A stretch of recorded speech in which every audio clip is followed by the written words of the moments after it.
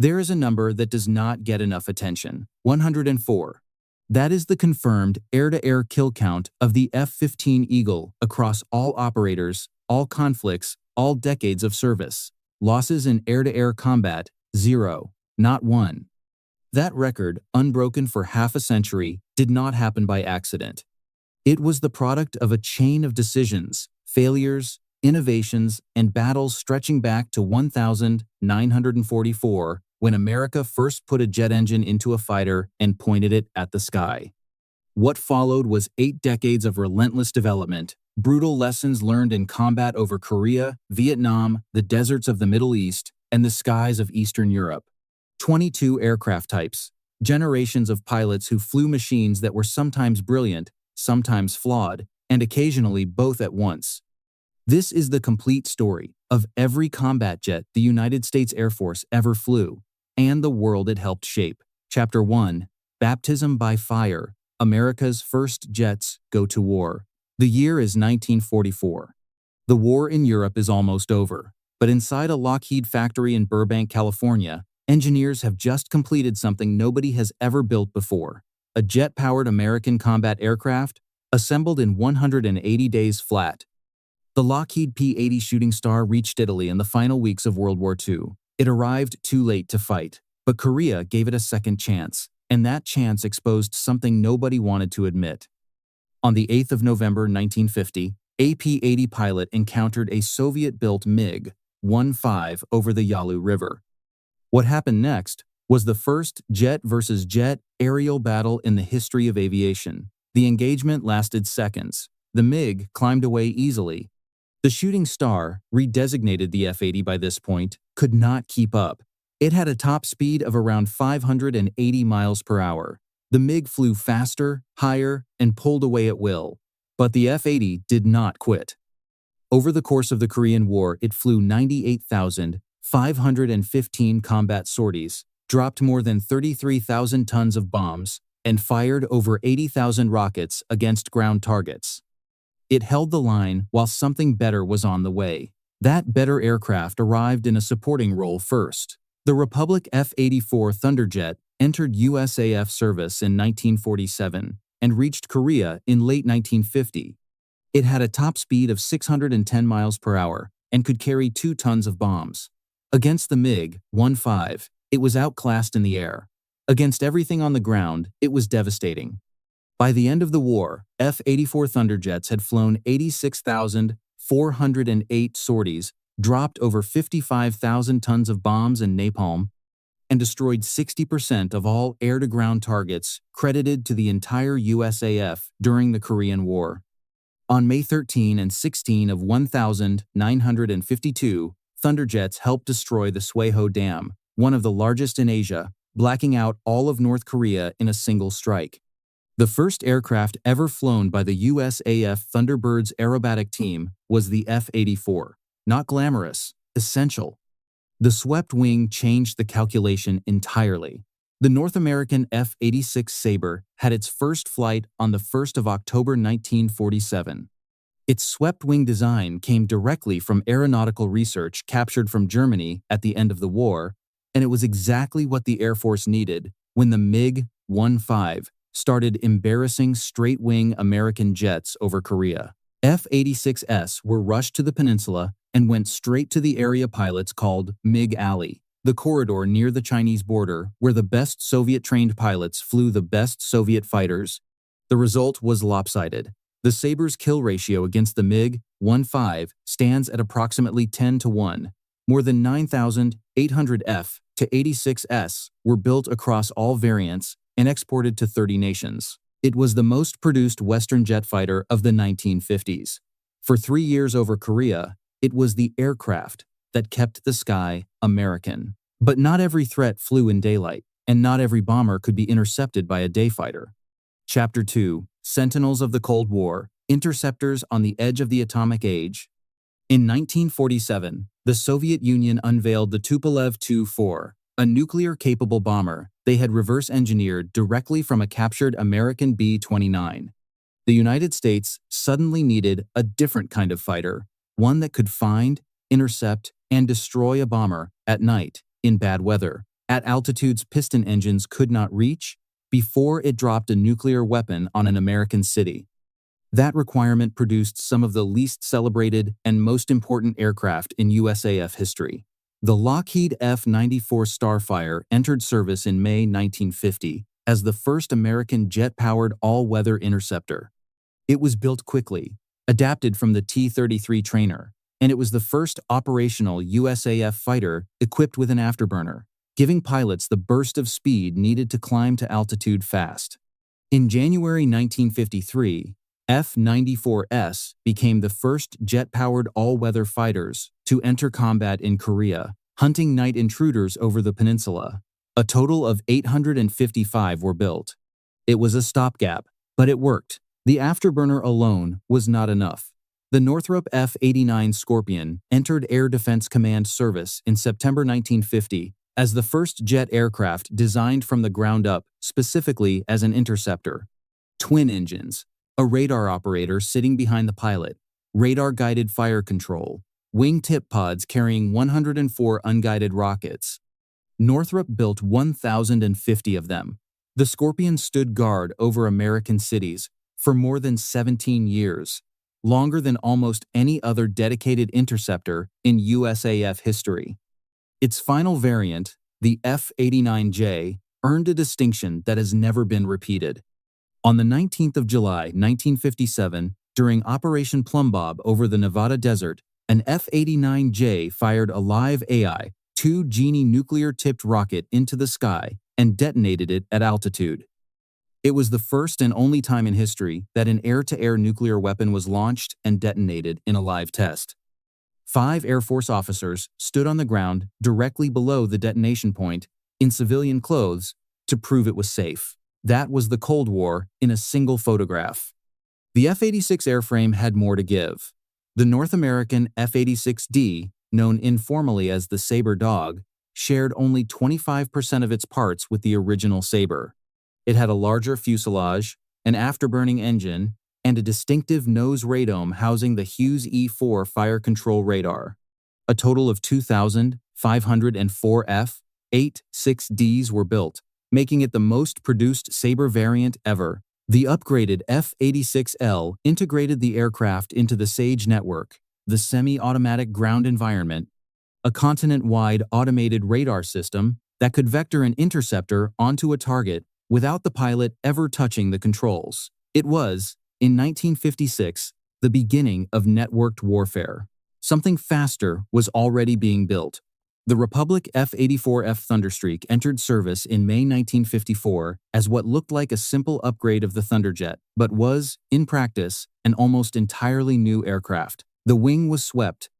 The fuselage was redesigned. The engine installation was different. Of the 3,428 Thunderstreaks built, more than half went directly to NATO allies in Western Europe, giving America's Cold War partners a nuclear-capable tactical strike aircraft at a time when Soviet armor vastly outnumbered NATO forces on the ground. The Thunderstreak held the nuclear deterrence line in Europe through the late 1950s, largely without credit, until the Century Series took over. Chapter 3. The Century Series. Going Supersonic and Going to War. By 1953, the USAF had a new ambition, not just supersonic, but operationally supersonic. Aircraft that could break Mach 1-inch level flight, climb faster than any Soviet interceptor, and strike targets from ranges that made retaliation impossible. 6 aircraft carried that ambition. They were called the Century Series. The North American F-100 Super Sabre became the world's first operational supersonic fighter on the 27th of September, 1954, when the 479th Fighter Wing accepted its first aircraft at George Air Force Base. Top speed, Mach 1.3. Armament, 4 20mm cannons and up to 7,040 pounds of bombs. It was designed as an air superiority fighter and ended up as the most versatile close support platform of the Vietnam War. From the early 1960s until June 1971, Super Sabres flew constant ground attack missions in South Vietnam, logging over 360,000 sorties, the longest run of any aircraft in the conflict. Two-seat F F-100Fs, equipped to locate North Vietnamese SA-2 missile sites, in 1965 pioneered suppression of enemy air defenses, a mission every modern Air Force now trains for. 242 Super Sabres were lost.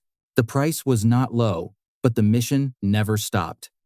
One Mach number higher sat the McDonnell F-101 Voodoo, which entered USAF service in 1957 as the first American operational jet capable of exceeding 1,000 miles per hour. Its primary role was interceptor, and it was armed with nuclear-tipped AIR-2 Genie rockets designed to destroy incoming Soviet bomber formations with a single detonation. The RF-101 reconnaissance variant flew unarmed over Cuba in October 1962 during the missile crisis, providing the photographic evidence that confirmed Soviet ballistic missiles on the island. Those photographs changed the world. The triangular wing arrived next. The Convair F-102 Delta Dagger became the first operational Delta Wing interceptor in the world when it entered Air Defense Command service in 1956. Its development almost failed entirely.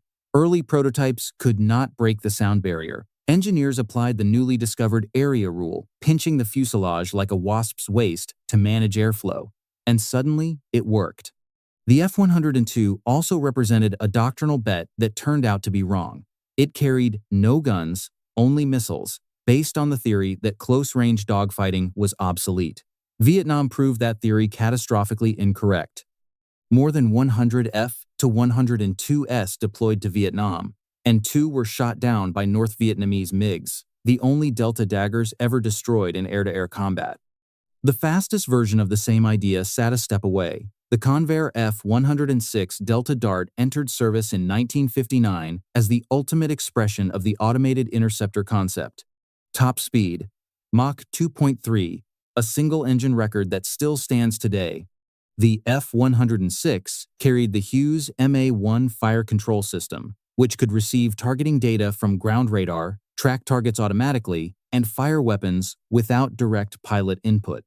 Some F-106s remained in active USAF service until 1988, nearly 30 years after their introduction. Then came the aircraft that made everything else look modest. The Lockheed F-104 Starfighter first flew in 1954, designed by Kelly Johnson at the Skunk Works, after he personally interviewed Korean War veterans about what they wanted from a fighter. They said speed and climb rate, nothing else. Johnson gave them exactly that. The Starfighter's wings were so thin and short that ground crews had to wear padded sleeves to avoid cutting themselves on the leading edges. Top speed, Mach 2 inches level flight, the first American fighter to achieve it. It entered USAF service in 1958. In Vietnam, F-104s flew at Mach 2, plus ahead of strike packages as weather scouts and decoys, their speed making interception essentially impossible. Heavier, louder, and more destructive than anything before it sat the Republic F-105 Thunderchief. First flight 1955. Service entry 1958. It was the largest single-engine, single-seat combat aircraft ever built, weighing more at takeoff than a fully loaded World War II B-17 Flying Fortress. Its bomb bay, unusual for a fighter, could carry a nuclear weapon or 8,000 pounds of conventional ordnance, and its top speed of Mach 2.08 made it the fastest single-engine aircraft of its era. When Vietnam began, the Thunderchief, called the Thud by its crews, was pressed into a conventional bombing role it was never designed for.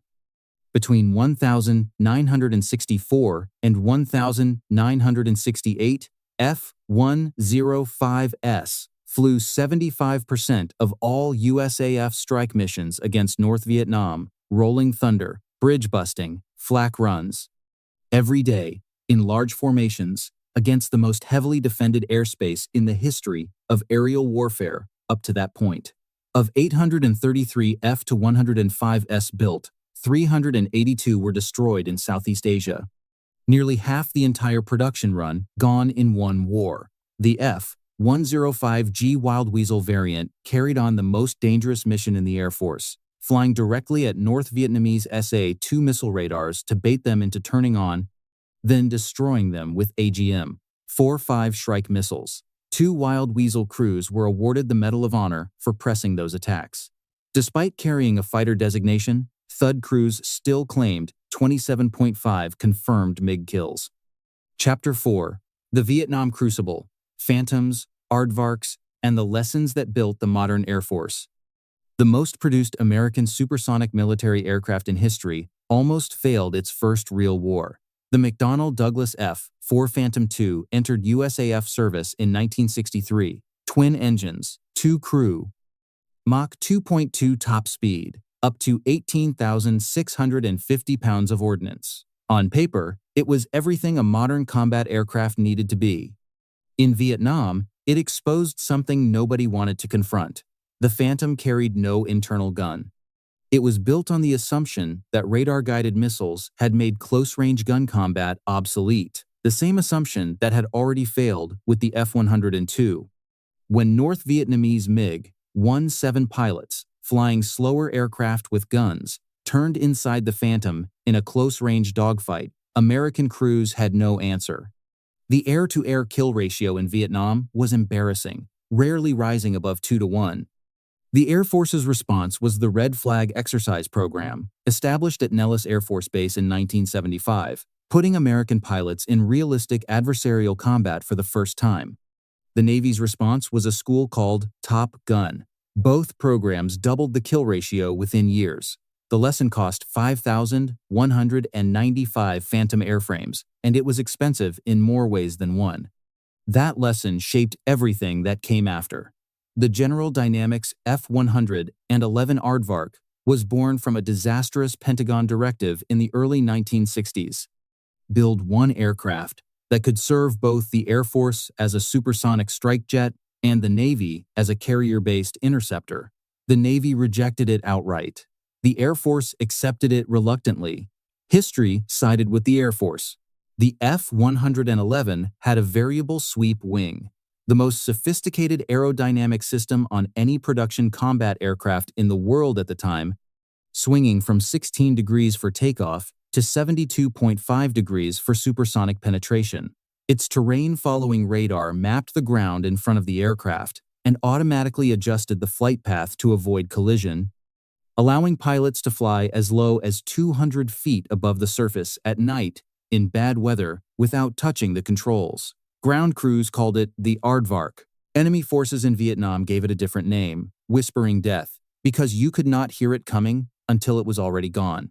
Over Vietnam, F-111s flew more than 4,000 combat missions, while suffering only 6 combat losses in theater, a loss rate so low it validated every dollar spent on the program.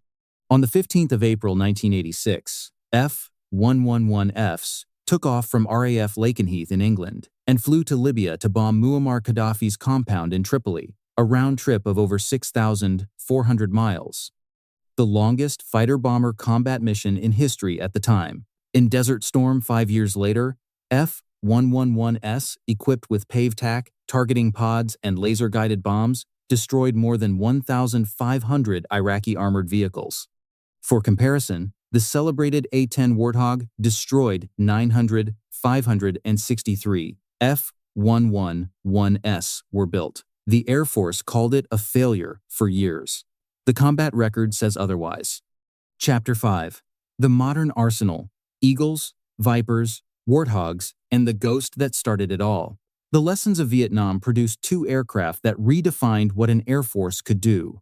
In 1966, the Air Force began a study called Project Blue Bird. The requirement was absolute.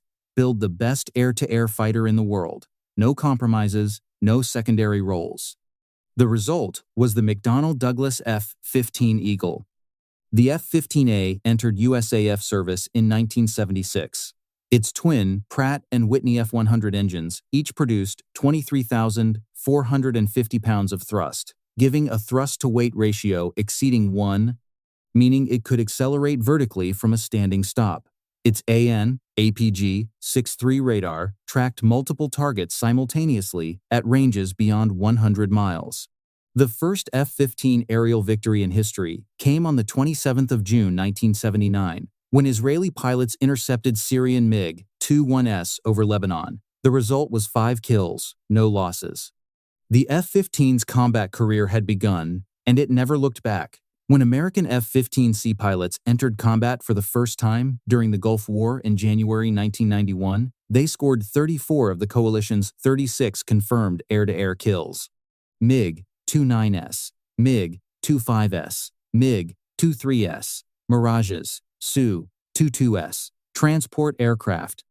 Desert Storm became the first conflict in history where beyond visual range missile kills outnumbered close-range engagements. 16 of 23 AIM-7 Sparrow kills were fired from outside visual range. The F-15E Strike Eagle, introduced in 1988 as a dedicated ground attack variant carrying over 23,000 pounds of mixed ordnance, flew deep strike missions into Iraq and has seen continuous combat through Afghanistan, Iraq, Syria, and beyond.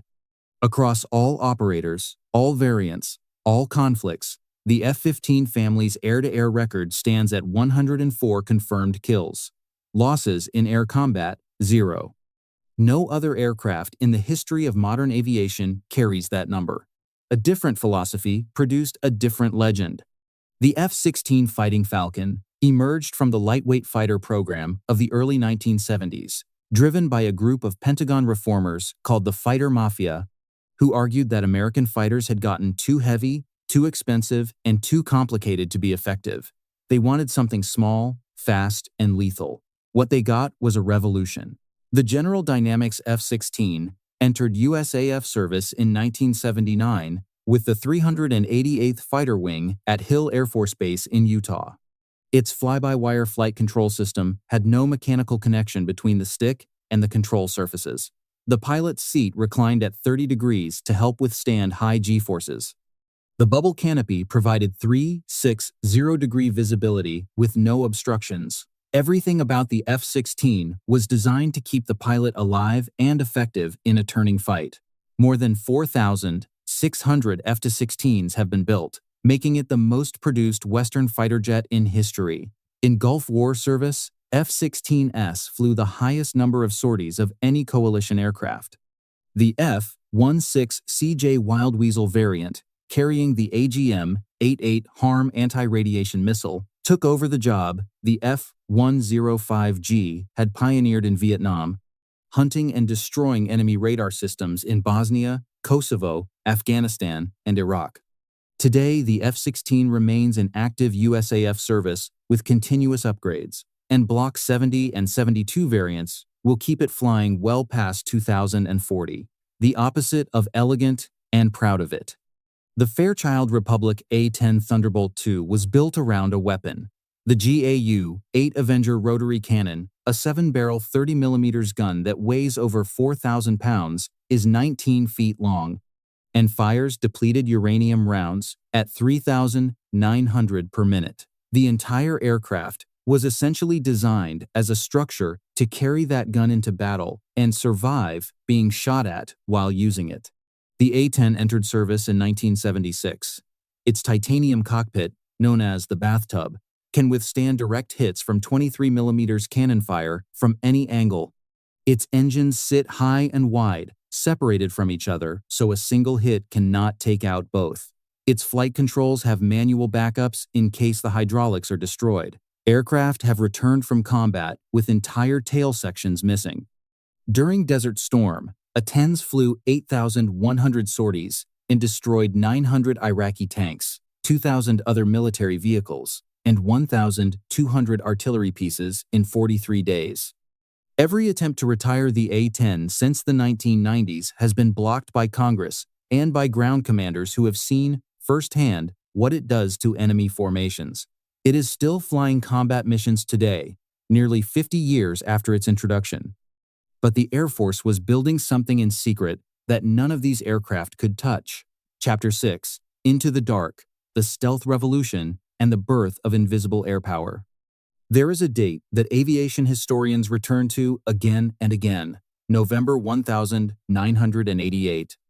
That is when the United States Air Force publicly acknowledged the existence of the Lockheed F-117 Nighthawk a combat aircraft that had been flying operational missions since 1983, 5 years earlier, without anyone outside a handful of classified programs knowing it existed. The F-117 was developed in absolute secrecy at Lockheed's Skunk Works, beginning in the early 1970s under the codename Have Blue. Its shape was unlike anything ever built: flat, angular facets arranged in precise geometric patterns that scattered radar energy away from the transmitter instead of reflecting it back. The shape was not designed by aerodynamicists. It was designed by computers calculating radar cross-sections, and it produced an aircraft so aerodynamically unstable that it required a fly-by-wire computer to prevent it from tumbling out of control on every flight. On the opening night of Desert Storm, the 17th of January 1991, F-117S flew directly into the most heavily defended airspace on Earth, downtown Baghdad. Radar systems that Soviet engineers had spent decades perfecting. The F-117 was invisible to all of them. Flying just 2.5% of the coalition's total combat sorties, the Nighthawk was responsible for destroying over 40% of all strategic targets struck in the entire war. That ratio had no historical precedent. On the 27th of March 1999, over Serbia, an F-117 was shot down by a Soviet-era SA-3 missile battery whose crew had taken their radar offline between scans to avoid detection by anti-radiation missiles, then turned it on briefly to acquire the Nighthawk at close range.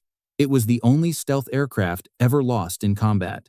The lesson was not that stealth failed. It was that stealth reduced risk to near zero. But near zero and zero are not the same thing. Chapter 7. Dominance Redefined, the fifth generation and the future that is already here. The Advanced Tactical Fighter program began in 1981. Its premise was blunt. The Soviet Union was developing a new generation of fighters, the Su-27 Flanker and MiG-29 Fulcrum, that would eventually match or exceed the F-15. The United States needed to stay ahead. The competition produced two prototypes, the Northrop YF-23 and the Lockheed YF-22. Both were extraordinary. Only one entered production. The Lockheed Martin F-22 Raptor entered USAF service in December 2005 at Langley Air Force Base in Virginia. Its two Pratt & Whitney F-119 engines each produce 35,000 pounds of thrust, and their thrust vectoring nozzles allow the aircraft to point its nose in directions that would cause any conventional fighter to stall and fall. The F-22 can sustain supersonic flight at Mach 1.5 without using its afterburner, a capability called supercruise, meaning it can cover vast distances at high speed while generating far less heat signature than any afterburner-equipped aircraft. Its radar cross-section is comparable in size to a metal marble. At approximately $377 million per aircraft, when factoring in all research and development costs, the F-22 is the most expensive fighter jet ever produced. That cost drove a decision that many analysts still debate. Production was capped at 187 operational aircraft, a fraction of the 750 originally planned. On the 22nd of September 2014, F-22S conducted the opening strikes of Operation Inherent Resolve against ISIS targets in Syria, the first combat employment of a fifth-generation stealth fighter in history. No F-22 has ever been engaged by an enemy aircraft. No adversary air force has publicly demonstrated the ability to reliably track one in flight. But the F-22 was designed for a single mission: air dominance. It cannot be exported. It cannot easily be adapted. The Air Force needed something that could do everything else. The Lockheed Martin F-35 Lightning II is the most expensive weapons program in the history of the United States military, or of any military on Earth, at over $400 billion in total program cost. It comes in three variants: the F-35A for the Air Force, the F-35B for the Marines with short takeoff and vertical landing, and the F-35C for the Navy. Every variant shares the same AN/APG-81 AESA radar, the same electro-optical distributed aperture system that gives the pilot a 360-degree infrared view through the airframe in any direction, and the same data link architecture that fuses every aircraft's sensors into a single shared tactical picture. The F-35A achieved initial operational capability with the USAF on the 2nd of August 2016, when the 34th Fighter Squadron at Hill Air Force Base in Utah declared its first operational unit ready for combat.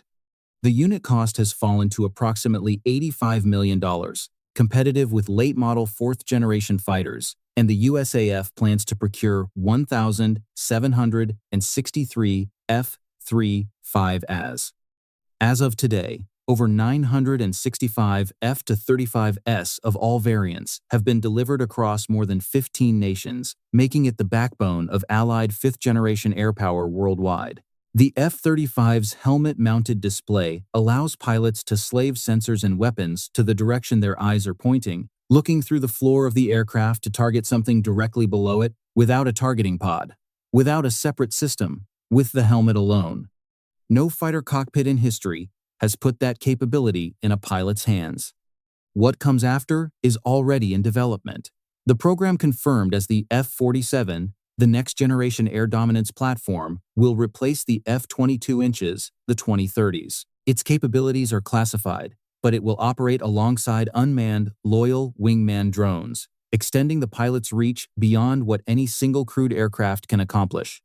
From a P-80 that could not catch a MiG-15 over Korea in 1950 to a stealth aircraft executing classified strikes deep into the Middle East without appearing on any radar, the United States Air Force covered in 8 decades, a distance that most military organizations never travel in a century, 22 aircraft types. Each one a direct response to a threat the previous generation could not answer, each one built on lessons paid for in blood. The record they produced was not the result of geography or luck alone. It was the result of one principle applied without compromise across decades. Identify the threat, build something it cannot defeat, and be ready to start over the moment the threat changes. That principle has not changed, and given what currently sits in the classified hangars at Edwards Air Force Base, that is not about to change.